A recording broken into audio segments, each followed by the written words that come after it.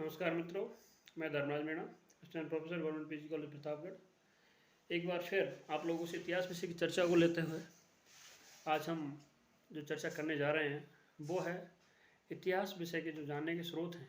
तो ये ancient history का टॉपिक है, तो वहाँ से हम एक क्रॉनिक ऑर्डर में चलेंगे। तो सबसे पहले जो मैं आज चर्चा करने जा रहा हूँ तो वो है कि इतिहास जानने के जो सोर्सेज हैं, स्रोत हैं, वो उनको हम किस तरीके से देखते हैं और किस तरीके से हमको उनको समझना है। क्योंकि इतिहास सोर्सेज के विदाउट इतिहास नहीं बन सकता।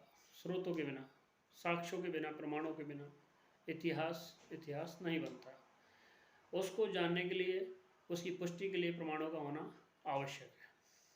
तो मित्रों, सबसे पहले तो हम जो इतिहास की परिभाषा है कि बीती हुई घटनाओं, गुजरी हुई घटनाओं का वह प्रमाणिक अध्ययन जो कि प्रमाणों से पुष्ट होता है, वही इतिहास है।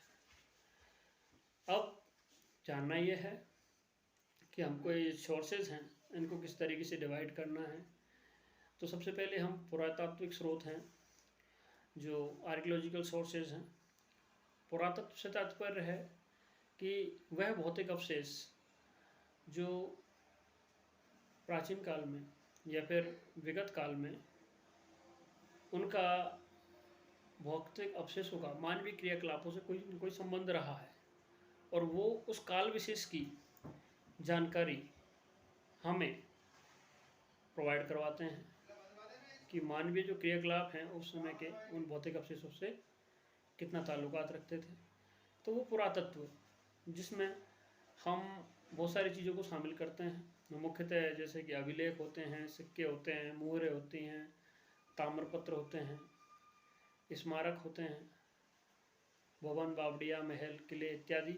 ये सारे जो अवशेष हैं, ये भौतिक अवशेष आदमी का जो जीवन रहा है वो कहीं ना कहीं किन्हीं की घटनाओं से जुड़ा रहता है। क्योंकि सामाजिक, आर्थिक, धार्मिक जीवन की जो प्रक्रिया है उसको चलाने के लिए व्यक्ति विशेष कोई ना कोई क्रिया करेगा, और उन क्रियाओं का ताल्लुकात, जो कनेक्शन है, वो भौतिक अवशेषों से रहेगा।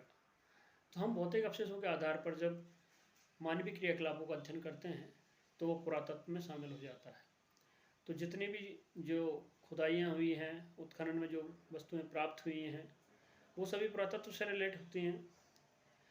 हमारा सबसे बड़ा उदाहरण यहाँ का हड़प्पा सभ्यता का है कि हड़प्पा सभ्यता पूरी उत्खनन में है। तो एक तरीके से एक बड़ा उदाहरण है आपके सामने पुरातत्व का, हड़प्पा सभ्यता। और बहुत सारे जो स्थल हैं जिनकी खुदाई अभी चल रही है, और जो राजस्थान में भी हैं और ऑल ओवर इंडिया के अंदर है। तो इस तरीके के जो अवशेष हैं, भौतिक अवशेष है, उनके आधार पर हम उस सभ्यता का पता लगाते हैं कि वहाँ का धार्मिक, आर्थिक, राजनीतिक जीवन किस प्रकार का था। तो डेफिनेटली हम ऐसी बहुत सारी चीज़ों को पुरातत्व से सीखते हैं। तो मित्रों, ये पुरातत्व के बारे में एक हल्का सा वो था। तो मैं अब आपसे चर्चा करने जा रहा हूँ कि जो पुरातत्व को जो हम जब इन सोर्सेज का वर्गीकरण करते हैं तो उसमें हम सबसे पहले अभिलेखों को लेते हैं। तो अभिलेख क्या है? तो अभिलेख से आपको पता हुआ है कि जो लिखा हुआ साक्ष्य है वो अभिलेख है। लेकिन लिखा हुआ साक्ष्य किताबों पे भी हो सकता है, लेकिन इसके अलावा जैसे कि हम पत्थरों पे देखते हैं, पत्थरों पे लिखाई हुई तो वो शिलालेख हुआ, स्तंभ पे हुई स्तंभ लेख हुआ, गुफा पर हुआ तो गुहा लेख हुआ, मूर्ति पर हुआ तो मूर्ति लेख हुआ। ताम्रपत्र जो होते हैं उन पर कोई लेख होता है, वो ताम्रपत्र लेख होता है। तो शिलालेखों में हम सबसे पहले जो देखते हैं, तो हम आगे का जो चैप्टर देखेंगे तो उनमें अशोक के जो शिलालेख रहेंगे, जो मौर्य काल के शासक हैं, और सम्राट अशोक का जो एक तरीके से हमें इतिहास जानने का सबसे अच्छा जो जरिया है, प्रमाणिक है, वो शिलालेख हैं। तो हम उन शिलालेखों का अध्ययन करते हैं। तो ये पुरातत्व का एक हिस्सा हो जाता है। तो इसी प्रकार से बहुत सारे जो अभिलेख मिले हुए हैं, जैसे कि गौतमीपुत्र सातकर्णी का, पुलमावी का, नागनिका का, वो सारे अभिलेख, चाहे वो गुहा लेख हैं चाहे किसी प्रकार के हैं शिलालेख, ये सब अभिलेखों में शामिल होते हैं। हाथी गुम्फा का खारवेल अभिलेख।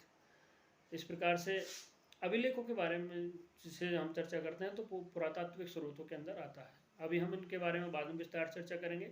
अभी हम ये देख रहे हैं कि जो पुरातत्व को जो जानने के जो सोर्सेज हैं, जो उनको हम एक वर्गीकरण देख रहे हैं, तो हम सबसे पहले अभिलेख को के बारे में चर्चा की है कि अशोक है, अशोक के अभिलेख हैं, तो शिलालेख, गुहालेख, उनका एक अलग से हम चैप्टर बनाएंगे, अलग से अध्ययन करेंगे। दूसरा, सिक्के। तो सिक्के उस समय की जो काल विशेष की जो अवस्थाएं हैं कि भाई वहाँ आर्थिक स्थिति कैसी थी, विनिमय का माध्यम क्या था, धातु किस प्रकार की इस्तेमाल में हो रही है, और जो व्यक्ति जो सिक्का उत्कीर्ण करवा रहा है, सिक्का मतलब जारी कर रहा है, तो वो अपना राजा, अपना चित्र, अपने वंश का नाम, तिथि, वंश इत्यादि उस सिक्के पर उत्कीर्ण करवाता था। इसी प्रकार अभिलेखों के अंदर जो एक तो जगह बहुत सीमित रहती है, माना कि एक शिला है तो शिला पर कितनी सूचना दे सकते हैं, तो वहाँ अतिरंजना जो करने की जो एक तरीके से कहें तो सीमा है, वो ख़त्म हो जाती है कि आप ज़्यादा अतिरंजना नहीं कर सकते, अतिशयोक्ति नहीं कर सकते। एक लिमिटेड एरिया में ही आपको बहुत कुछ लेना है, तो ज़्यादा से ज़्यादा महत्वपूर्ण सूचना के बारे में उस समय उन अभिलेखों पर वो सूचनाएं उत्कीर्ण की गई थी। तो ये जो अभिलेख थे, ये शासनादेश भी हो सकते हैं, किसी को दान देने के उपलक्ष्य में भी लिखे जा सकते हैं। अब जैसे हम देखते हैं कि प्रयाग प्रशस्ति है, और बहुत सारे राजस्थान के भी अभिलेख हैं, बिजोलिया है और बडली का भी है, ये प्राचीन अभिलेख हैं। तो इनको जो हम देखते हैं, तो इनमें हम कोई दान देने की, धर्म विषय से जुड़ी हुई बातें, या फिर उस समय का जो कर प्रबंधन है, टोटली बात है, सामाजिक, आर्थिक, राजनीतिक बातें और सांस्कृतिक महत्व के जो बिंदु हैं वो डेफिनेटली जुड़े रहते हैं। और दूसरा, जो उत्कीर्ण करवाने वाला है, जो उस समय का शासक है, तो वो अपने बारे में जो सूचनाएं, या फिर वो जो जनता को जो सूचनाएं देना चाहता है, उनका एक तरीके से प्रचार का माध्यम वो थे। उस ज़माने में इस तरीके का ब्रॉडकास्टिंग सिस्टम तो था नहीं कि भाई आज की जो सोशल मीडिया है कुछ और है, तो अभिलेख इसका माध्यम बनते थे। अशोक ने सबसे ज़्यादा अभिलेख अपने लिखवाए, और उनका जो शासन है वो एक तरीके से पूरा जो शासनादेश थे वो अभिलेखों के जरिए प्रसारित हुए उनके राज्य में। तो ये हमने एक हल्की सी जानकारी जुटाई है ताकि ये हम और चीज़ों के पे फोकस कर पाएँ। इसी प्रकार से एक मित्रों, हमको थोड़ा सा यहाँ एक चीज़ और समझ लेनी चाहिए कि जो पुरातत्व के जो साधन हैं वो एक दो तरीके से इतिहास के स्रोत के रूप में सामने आते हैं। एक तो स्वतंत्र प्रकाशक के रूप में।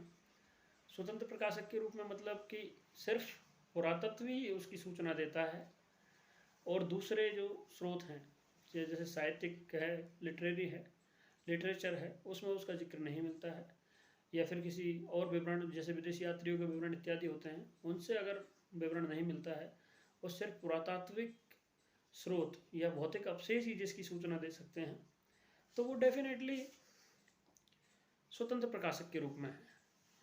जैसे कि अब आप मानिए कि जो ताम्रपाषाण काल है, पाषाण काल के जितने भी चरण हैं, वो हम सिर्फ भौतिक अवशेषों के आधार पर ही इतिहास का अध्ययन वहाँ कर पाते हैं। तो वहाँ पुरातत्व एक स्वतंत्र प्रकाशक के रूप में सामने आता है। सिंधु घाटी सभ्यता है, तो उसके भी बहुत सारी चीज़ें हैं, तो उनका कहीं वर्णन साहित्यिक रूप में नहीं हो रखा, तो वहाँ भी एक स्वतंत्र प्रकाशक की भूमिका निभाते हैं।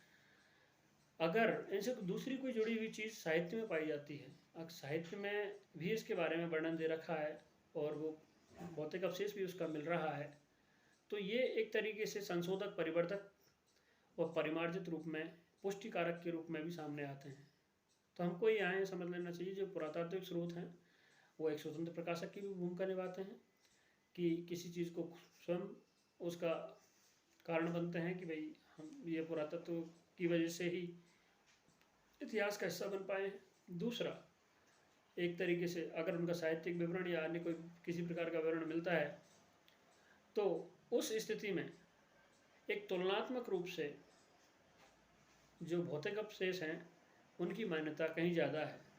क्यों? क्योंकि साहित्यिक जो रचनाएं हैं उनमें कल्पनाएं या तिरंजनाएं इत्यादि का स्थान हो सकता है, लेकिन भौतिक अवशेष हैं उनमें ये चीज़ें मतलब लेश मात्र भी स्थान नहीं रखती हैं। अब इसी प्रकार से हम किसी क्रम को देखते हैं तो कहीं किसी सभ्यता का उत्खनन होता है तो वहाँ पर देखते हैं जो जो चीज़ें मिलती जाती हैं, कुआं मिला है तो कुआं है, खेत है तो खेत है, फिर उस तरीके से सिंचाई के साधन मिले तो सिंचाई होती थी। बहुत सारी चीज़ें हैं जो भौतिक अवशेषों पर डिटरमाइन करती हैं। तो हमको इनको इस स्वतंत्र प्रकाशक के रूप में और एक संशोधक और परिवर्धक और पुष्टिकारक के रूप में देखने का एक कोशिश करना है। इसी प्रकार से मित्रों सिक्के हैं। अब सिक्कों का यह है कि वो किस प्रकार की धातु से बने हुए हैं और जिस जिस सीमा क्षेत्र में वो मिल रहे हैं तो डेफिनेटली उस वंश विशेष का या उस राजा का वहाँ तक साम्राज्य विस्तार था, वो एक सीमा का निर्धारण करते हैं। और जो तिथि के बाद वो नहीं मिल रहे हैं या फिर उनका एक साथ कहीं मिलना है तो वो उस भौगोलिक स्थान की एक मजबूत सूचना के साथ सूचनाएं प्रदान करता है। तो इस तरीके से हम देखते हैं जोगलथम्बी, मृदा भांड, और आगे जाके भी हम इन चीज़ों के ऊपर चर्चा करेंगे। लेकिन और फिर व्यक्तिगत रुचियां हैं जो किसी शासक विषय की, जैसे समुद्रगुप्त वीणा बजा रहे हैं और समुद्रगुप्त अपने सिक्कों पर अश्वमेध पराक्रम, व्याग पराक्रम इत्यादि के जो उपाधि विरुद्ध जो धारण करते थे वो उन पे उत्कीर्ण करवा रहे हैं। तो इस प्रकार की जो सूचनाएं हैं, धार्मिक हो या सांकेतिक हो या चिन्ह से संबंधित हो या राजकीय चिन्ह से संबंधित हो, वो सूचनाएं हमें सिक्के प्रदान करते हैं।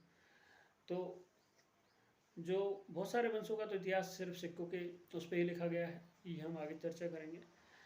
और मित्रों जैसे हम देखते हैं कि स्मारक होते हैं, स्मारकों में जैसे किले हैं, महल हैं, बावड़ियाँ हैं, भवन हैं इत्यादि की जो ऐतिहासिक इमारतें हैं, ये अपने आप में एक इतिहास का दर्पण है। क्योंकि यहाँ उन मानवीय क्रियाकलापों को एक माध्यम प्रदान किया गया है, गतिविधियाँ प्रदान की गई हैं। तो हम उन सारी चीज़ों को इन पुरातत्व से जोड़ते हुए और साहित्य से जोड़ते हुए एक इतिहास के साधन के रूप में समन्वित करते हैं। तो हम देखते हैं कि स्मारक, सिक्के, अभिलेख, अब अभिलेखों में जैसे गुहालेख भी होते हैं। तो अशोक का जो 12 वर्ष का है, नागार्जुन का जो दशरथ के हैं अभिलेख हैं नागार्जुनी गुफाओं में, और इसी प्रकार से जो और भी अभिलेख हैं वो भी जो उस समय समय विशेष की शामिल जानकारी देते हैं। सिक्के हो गए, अभिलेख हो गए, स्मारक हो गए, और जो चीज़ें हैं और अन्य भी बहुत, जैसे ताम्रपत्र लेख हैं, बहुत सारे मिले हैं जिनमें दान इत्यादि की सूचनाएं दी जाती हैं।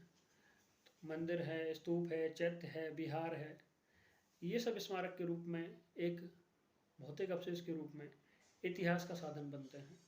तो मित्रों आज हम थोड़ा सा पुरातत्व के बारे में हमने चर्चा की। तो उम्मीद करता हूँ कि आपको एक पुरातत्व के रूप में जो एक परिचय दी, सामान्य सा परिचय दिया गया है, वो पसंद आएगा।